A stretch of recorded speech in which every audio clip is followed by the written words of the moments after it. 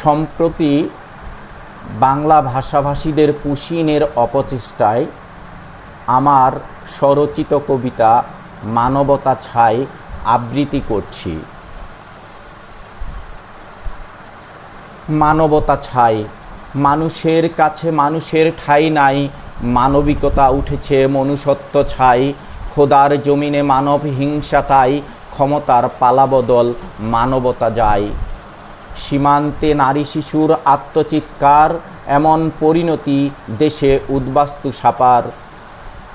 মানবতার বলি নিপীড়িত হাহাকার, উদ্বাস্তুদের অধিকার নীতিতে সার।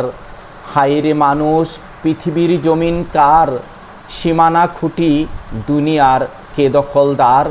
সাপ বিচ্ছু ঠাই হলো মানবের নাই, মানুষ কি তুচ্ছ প্রাণী মানবতা ছাই। জাত বিভেদ কেন ভাবি একবার, মাটির দেহে আছে রক্তলাল সবার।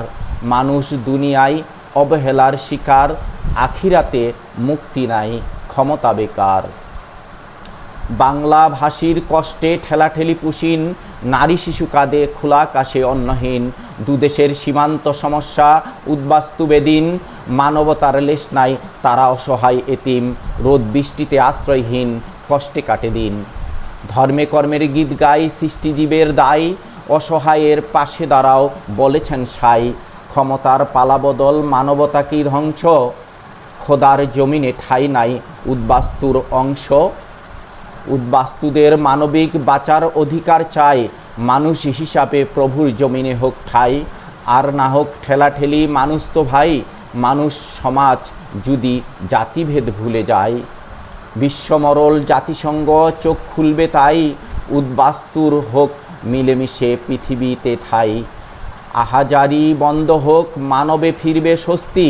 পুশ ইন পুশব্যাক নয়, মানবতা হোক মুক্তি। ধন্যবাদ।